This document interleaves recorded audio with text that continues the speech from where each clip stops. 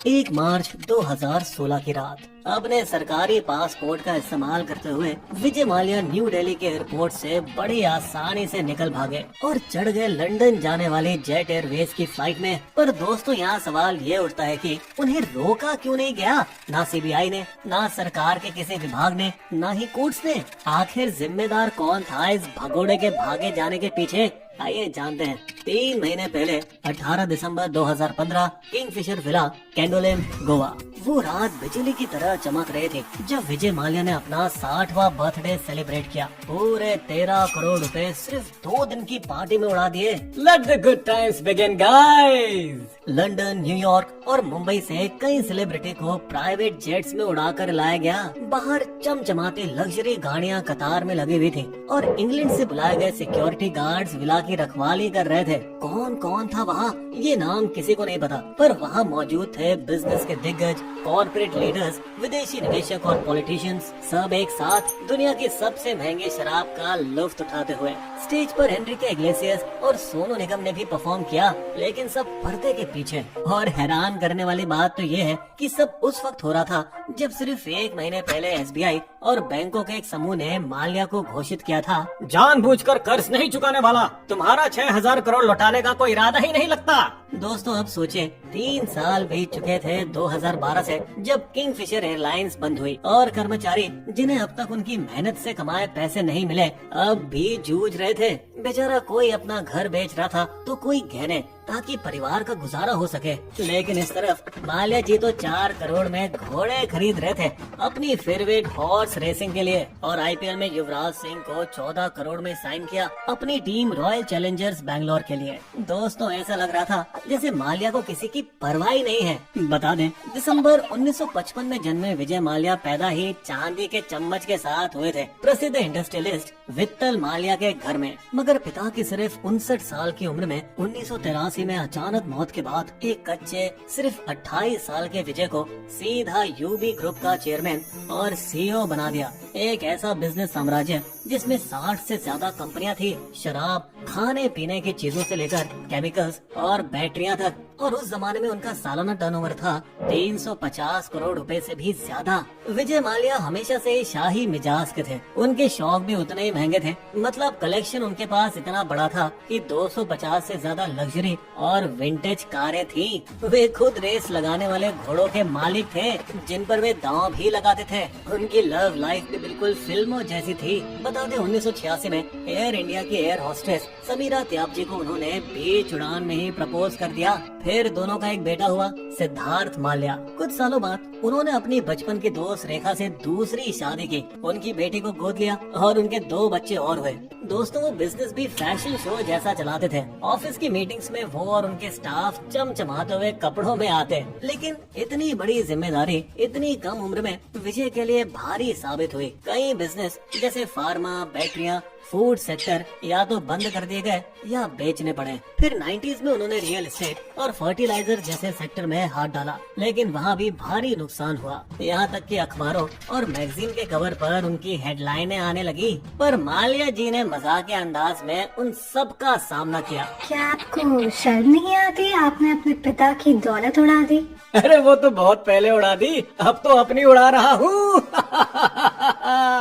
लेकिन दोस्तों, एक चीज साफ थी, माल्या की नजर किंगफिशर पर हमेशा से टिकी रहती थी। 90s तक किंगफिशर बियर ने भारत के 1/3 मार्केट पर कब्जा कर लिया था और अब ये ब्रांड यूके, यूएस और यूरोप तक पहुंच चुका था। उन्होंने कई शराब कंपनियों को खरीदा, जॉइंट वेंचर्स और डिस्टिलरी मर्जर के जरिए उन्होंने अपना विस्की बिजनेस फैलाया। मतलब इतना पैसा कमाया कि उन्होंने हॉलीवुड एक्टर्स रिचर्ड बुटॉन और एलिजाबेथ टेलर की यार्ड खरीदने के लिए 9.4 करोड़ उड़ा दिए। 1995-2000। अब माल्या ने राजनेताओं के साथ अपनी पहचान का फायदा उठाना शुरू किया, खासकर जेडीएस के रामकृष्ण हेगड़े, जो पूर्व मुख्यमंत्री, कैबिनेट मंत्री और तब के सांसद थे। वे मेरे परिवार जैसे हैं, बिल्कुल मेरे पिता की तरह। कांग्रेस के तब के कर्नाटक सीएम एसएम कृष्णा के साथ उनके पहले से ही करीबी संबंध थे और दोनों पार्टियों के समर्थन के साथ इस हाई प्रोफाइल कारोबारी ने 2002 में राज्यसभा सांसद की टोपी पहन ली। ना रोटी, ना कपड़ा, ना मकान, और उनके अंदर के बिजनेसमैन ने जाहिर तौर पर विदेशी शराब पर इम्पोर्ट ड्यूटी का मुद्दा उठाया। उन्होंने सांसदों के स्मोकिंग चैम्बर में काफी समय बिताया, जहां उन्होंने धीरे धीरे अपने कॉन्टैक्ट्स बनाए। बता दें, ये चैम्बर अब बंद हो चुके हैं। तो ये आश्चर्य की बात नहीं है कि बाद में उन्होंने बीजेपी नेताओं जैसे बीएस येदियुरप्पा के साथ भी संबंध मजबूत किए और वो दोनों कई सारे उद्घाटनों पर साथ दिखते थे। उनकी राजनीतिक लॉबिंग इतनी मजबूत थी कि 2010 में बीजेपी ने क्रॉस वोटिंग के जरिए उन्हें समर्थन दिया और जेडीएस वोटों के साथ वे फिर से राज्यसभा के लिए चुने गए। दोस्तों, बता दें, राजनीति बस उनके लिए एक सम्मान की निशानी थी। वो तो अपनी चमकदार लाइफस्टाइल में मजे में रहते थे। उन्होंने फिर फेमस किंगफिशर कैलेंडर लॉन्च किया, जिसमें टॉप मॉडल्स बिकनी में दिखी। वे विदेशी नीलामियों से टीपू सुल्तान की तलवार और महात्मा गांधी की ऐनक जैसी पुरानी वस्तुएं खरीदकर भारत ले आए ताकि उन्हें दिखावे का मौका मिल जाए। मेरे देशभक्ति के डोले। इस खेल में कदम रखते हुए उन्होंने 2007 में फार्मूला 1 टीम खरीदी और उसका नाम बदलकर फोर्स इंडिया रख दिया। फिर अगले साल आईपीएल टीम आरसीबी के लिए बोली लगाई और 112 मिलियन लगभग 600 से 700 करोड़ रुपए में हासिल की, जो आईपीएल में दूसरी सबसे ऊंची बोली थी मुकेश अंबानी के बाद। इस चालाक ऑक्टोपस की अब एक टांग शराब में थी, एक राजनीति में और एक खेल में, और अब बस एक चीज बची थी, बॉलीवुड का बिजनेस, जिसमें अभी तक वो टांग नहीं डाल सके। वे बड़े स्टार जैसे सलमान, शाहरुख और दीपिका पादुकोण, जो उनके बेटे की तब की गर्लफ्रेंड थी, अक्सर उनके साथ और उनकी शानदार पार्टियों में दिखते थे। फिर 2005 में उन्होंने एक नया बिजनेस शुरू करने का फैसला लिया, जो उनकी किस्मत को हमेशा के लिए बदलने वाला था, किंगफिशर एयरलाइंस, जिसे उन्होंने अपने बेटे सिद्धार्थ के 18वें जन्मदिन पर लॉन्च किया। बेटा, ये लो आपका बर्थडे गिफ्ट। किंगफिशर एक ऐसी कंपनी थी जिसे भारत की एकमात्र वर्ल्ड क्लास प्रीमियर एयरलाइंस के रूप में मार्केट किया गया। शानदार सीटें, बढ़िया खाना, बिल्कुल माल्या की लाइफस्टाइल की तरह, और अच्छी तरह से ट्रेन एयर होस्टेस को माल्या जी ने खुद चुना, जिनमें से कुछ के साथ उनकी अफेयर्स की भी चर्चाएं थी। उनकी ये प्रीमियम रणनीति काम कर गई, क्योंकि किंगफिशर 10 लाख से ज्यादा यात्रियों को ले जाते हुए विमान बाजार में 26.7% हिस्सेदारी के साथ भारत की सबसे बड़ी एयरलाइन बन गई। उनके पास एक एयरबस A319 कॉर्पोरेट जेट भी था, जो खास तौर पर एक प्लेबॉय अरबपति के लिए सभी सुविधाओं से लैस था, जिसमें VGM गुदावा था और एक खास सिंहासन था उनके लिए। फिर 2009 तक अनुमानित 1 बिलियन की संपत्ति, विभिन्न देशों में घर, गेम लॉज और आइलैंड्स, रेस हॉर्स और 250 से ज्यादा कारों के साथ माल्या साहब अपने जीवन के शिखर पर थे। और वो यहाँ नहीं रुके, बल्कि माल्या ने 2007 में किंगफिशर एयरलाइंस को इंटरनेशनल ले जाने का फैसला किया। लेकिन दोस्तों, बता दें, भारतीय नियम केवल उन एयरलाइंस को विदेशी रूटों पर उड़ान भरने की इजाजत देता था जो कम से कम 5 साल से चली आ रहे हो। इसी वजह से उन्होंने low cost carrier Deccan Airlines को 1000 करोड़ में खरीद लिया, जबकि वो पहले से ही भारी घाटे में थी और इसे किंगफिशर रेड के रूप में नई पहचान दी। फिर इसके इंटरनेशनल लाइसेंस का इस्तेमाल करते हुए उन्होंने शैंपेन और केवियार के साथ विदेशी यात्रा को और शानदार बना दिया। लेकिन फिर 2008 में दुनिया भर की आर्थिक मंदी ने एविएशन सेक्टर पर बहुत असर डाला और माल्या के साम्राज्य में पहली दरारें दिखने लगी। एविएशन टरबाइन फ्यूल ATF की बढ़ती कीमतों ने किंगफिशर को काफी नुकसान पहुंचाया। सभी, चाहे जेट एयरवेज हो या स्पाइस जेट, बड़े नुकसान का सामना कर रहे थे। केवल नई लॉन्च हुई इंडिगो अपने कम विमानों की स्ट्रेटेजी से बची रही, स्ट्रेटेजी जो माल्या के पास नहीं थी, क्योंकि उन्होंने कभी एक समर्पित CEO नियुक्त नहीं किया था। कई सारे बिजनेस को संभालते हुए उन्होंने इस एयरलाइंस के बिजनेस को भी खुद ही मैनेज किया और 2009 तक 17 बैंकों से लोन का बोझ होने के बावजूद वो अभी भी अपनी ब्रांड का इस्तेमाल करके IDBI बैंक से 800 करोड़ रुपए का लोन लेने में कामयाब हो गए। दोस्तों, शायद यही वजह थी कि उनकी कंपनी के अकाउंट में हो रही हेरा फेरी के कंकाल अब बाहर आ रहे थे। जब कंपनी की 2011 की एनुअल रिपोर्ट से ये पता चला कि कर्मचारियों के TDS और प्रोविडेंट फंड सरकार के पास जमा ही नहीं किए गए, बल्कि गायब कर दिए गए, शायद एयरलाइन के घाटे को पूरा करने के लिए। ज्यादातर कर्मचारियों को धोखा महीनों बाद पता चला, जब वे अपने टैक्स रिटर्न फाइल कर रहे थे। टैक्स रिफंड की बजाय तो मुझे IT नोटिस आया है। इस वजह से डीजीसीए ने फिर उनकी सभी उड़ानों पर रोक लगा दी, जिससे सैकड़ों फ्लाइट कैंसिल हुई और वे अपनी नंबर 2 की पोजीशन खो बैठे। यहाँ तक कि इनके शेयर के प्राइस भी 2007 में 254 रुपए से 2012 में 13 रुपए तक गिर गए। माल्या सांसद ने अब सरकार में अपने सभी दोस्तों तक पहुँचने की कोशिश की। कर्ज में राहत और छूट के लिए लंबी लंबी ईमेल्स लिखे। दोस्तों बता दें, उन्होंने अपनी एयरलाइंस की दिक्कतों पर बात करने के लिए पीएम मनमोहन सिंह तक को अप्रोच किया और एविएशन सेक्टर में विदेशी निवेश एफडीआई की मंजूरी के लिए मंत्री अजित सिंह से भी मुलाकात की। और जब सितंबर 2012 में उन्हें हरी झंडी मिल गई तो उन्होंने विदेशी एयरलाइंस को किंगफिशर में निवेश के लिए लाने की कोशिश की। फिर भी कुछ काम न आया और 20 अक्टूबर 2012 को डीजीसीए ने इनका फ्लाइंग लाइसेंस सस्पेंड कर दिया और एयरलाइन को बंद करना पड़ा।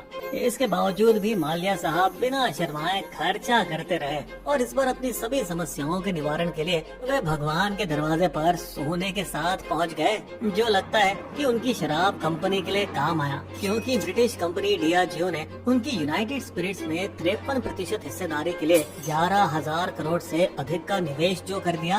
लेकिन 2015 में उनकी फिर हेरा फेरी सामने आ गई, क्योंकि उन पैसों में से लगभग 1,337 करोड़ माल्या साहब ने किंगफिशर एयरलाइंस को बचाने के लिए अपनी बाकी कंपनियों में घुमा दिए। अब 1 साल की लंबी लड़ाई के बाद डियाजियो आखिरकार माल्या को 515 करोड़ देकर उनको चेयरमैन के पद से हटाने में सफल रहा और उनके अहंकार को सहलाने के लिए उन्हें बस फाउंडर एमिरेट्स की उपाधि दे दी गई। फिर अप्रैल 2015 में मुंबई एयरपोर्ट ने भी अपने कर्ज वसूलने के लिए माल्या के बहुत ही प्यारे प्ले बॉय एयरक्राफ्ट को भी बेच दिया। अब ईडी और सीबीआई भी दस्तक देने लगी थी। उनके पैसों के लेन देन की जांच शुरू की गई और छापे मारे गए और ये पाया गया कि 2009 में माल्या ने आईडीबीआई से जो 800 करोड़ का लोन लिया था, पता चला कि दरअसल वो भ्रष्ट बैंक अधिकारियों ने उन्हें जानबूझकर झूठी फुलाए गए कंपनी वैल्यूएशन पर सस्ते लोन दिए थे। हालांकि माल्या जी को इससे कुछ घंटा फर्क नहीं पड़ा। मतलब उसी समय उन्होंने गोवा में 13 करोड़ लगाकर 2 दिन तक पार्टी की। लेकिन जब तक के बीजेपी वित्त मंत्री ने संसद में घोषणा कर दी, किंगफिशर एयरलाइंस का कर्ज भारी 9,091 करोड़ रुपए तक पहुंच गया है। आगे बैंक माल्या से कर्ज वसूलने के लिए हर संभव कार्यवाही करेंगे। अब जल्द ही माल्या को समझ आ गया, ना तो सत्ता से बाहर कांग्रेस मदद करेगी, ना ही बीजेपी उनकी मदद के लिए आएगी और उनके दिन गिने चुने रह गए थे। हालांकि 2 महीने बाद फरवरी 2016 में किसी गुप्त हाई प्रोफाइल खबरी ने माल्या को टिप दी, भाग जाइए जल्दी सर, एसबीआई आपको देश छोड़ने से रोकने के लिए कोर्ट जा रही है। तो 1 मार्च 2016 की रात दिल्ली एयरपोर्ट में माल्या जी आराम से 7 बैग का सामान लेकर प्रीमियर लाउंज में आराम से 1 घंटा बैठे थे। इमिग्रेशन अधिकारियों ने उन्हें बाहर जाते देखा, लेकिन कुछ नहीं किया, जैसे उन्हें विदाई दे रहे हो। दोस्तों, आप जानकर हैरान होंगे कि अक्टूबर 2015 में सीबीआई ने माल्या को भागने से रोकने के लिए लुकआउट नोटिस जारी किया था, लेकिन रहस्यमय तरीके से सिर्फ 1 महीने के बाद ही इसे वापस ले लिया गया। बस हमें उनकी गतिविधियों के बारे में बताते रहो, लेकिन उन्हें हिरासत में लेने की कोई जरूरत नहीं। तो इससे पहले कि एसबीआई कुछ करती, माल्या जी लंदन जाने वाली जेट एयरवेज की उड़ान पर देश से फुर्र हो चुके थे। यहाँ हैरान करने वाली बात यह है कि पूरे 8 दिन बाद 9 मार्च 2016 को ये खबर फैली, जब भारत के अटॉर्नी जनरल ने सुप्रीम कोर्ट को ये बात बताई और सीबीआई को लुकआउट नोटिस को बदलने की सफाई देने के लिए मजबूर किया। योर ऑनर, माल्या के खिलाफ के शुरुआती दौर में था और उनके खिलाफ कोई ठोस सबूत भी नहीं थे। तब के वित्त मंत्री अरुण जेटली ने भी सीबीआई का साथ दिया।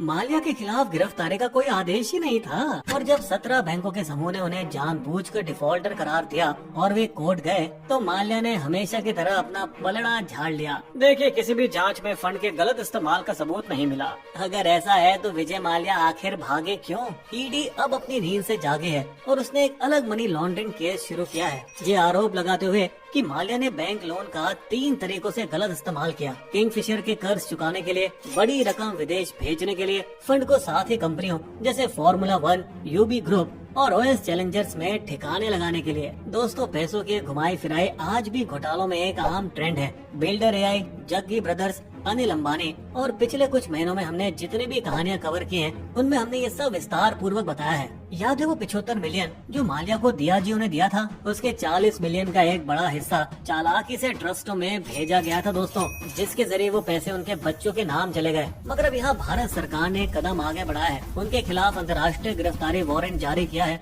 और उनका पासपोर्ट भी रद्द कर दिया है, जिससे माल्या को लंदन से सुलह की भीख मांगने पर मजबूर होना पड़ा। मैंने पहले ही 9,000 करोड़ के कर्ज कर्जे में से बैंक को 6,868 करोड़ वापस करने का ऑफर दिया था, लेकिन उन्होंने मना कर दिया क्योंकि दया का समय बीत चुका था। और अब मई 2016 में राज्यसभा ने इस भगोड़े को अपने कर्ज चुकाने में असफल रहने के लिए उसे निकालने की योजना बनाई है। तो माल्या जी ने एक दिन पहले खुद ही इस्तीफा दे दिया। 2017 आते आते भारत ने उनको वापस लाने की यूके में कार्रवाई शुरू कर दी है, जिससे उनकी वहाँ कई गिरफ्तारियां हुई, लेकिन बाद में जमानत भी मिल गई। इस पर बिस्बो की स्टोरी जरूर देखें। और दोस्तों बता दें कि ये केवल 2019 में था जब यूके कोर्ट ने आखिरकार माल्या को इंडिया भेजने के पक्ष में फैसला सुनाया। हालांकि चालाक माल्या ने सभी विवाद में पड़े प्रवासियों की तरह ही पनाह मांगी, जिससे उनका भारत लौटना रुक जाए। हर तरफ से फंसे माल्या ने 2020 में 13,960 करोड़ मतलब उनके उधार से 2 गुना भारतीय बैंकों के साथ समझौते के लिए देने का ऑफर दिया। लेकिन दोस्तों ये फिर से एक चाल लग रही थी और बैंकों ने 2017 में माल्या की 10,210 करोड़ की संपत्तियों पर ताला लगवाना सही समझा। ईडी भी उनकी यूके, फ्रांस, दक्षिण अफ्रीका और यूरोप में संपत्तियां जब्त करने में सफल रही और 2021 तक 7,182 करोड़ वसूल किए, जिससे लंदन हाई कोर्ट को माल्या को दिवालिया घोषित करने पर मजबूर किया। लेकिन फिर दिसंबर 2024 के बाद से मामला अब ठंडा होता दिख रहा है। माल्या की संपत्तियों को बेच के कई बैंकों को 14,131.6 करोड़ रुपए लौटाए गए। फिर कुछ महीनों पहले माल्या ने अपनी छवि साफ करने के लिए YouTube इन्फ्लुएंसर का उपयोग करना शुरू किया। जो हुआ उसके लिए मुझे गहरा अफसोस है। मैं पूरी जिम्मेदारी लेता हूँ, लेकिन उन लोगों के लिए जो सुनने की परवाह करते हैं। और इनकी टाइमिंग देखिए ना दोस्तों, इस YouTube इंटरव्यू के सिर्फ 1 महीने बाद प्रधानमंत्री मोदी ने जुलाई 2025 में यूनाइटेड किंगडम्स का दौरा किया, उनकी सरकार पर दबाव डालने के लिए। हम माल्या, नीरव मोदी और ललित मोदी को भारत में वापस लाने के लिए यूके के साथ बहुत करीब से काम कर रहे हैं। लेकिन दोस्तों यूके के साथ भारत के इस भगोड़े माल्या को वापस लाने का प्रयास कभी काम नहीं आया, क्योंकि हर बार उनकी कानूनी व्यवस्था उन्हें बचा ही लेती है। इसके लिए बिस्बो की पहले वाली कहानियां देखें। तो क्या दिल्ली की तिहाड़ जेल में डिस्प्ले सेल, जहां अंग्रेजों की पुलिस ने हाल ही में दौरा किया है और उनकी कोठरियों का इंस्पेक्शन किया है, क्या वो बस एक डमी फ्लैट की तरह है जहां माल्या, मोदी को कभी नहीं लाया जाएगा और बस आम जनता और वोटर्स का भूतिया काटा जाएगा? बिस्बो की शायरी।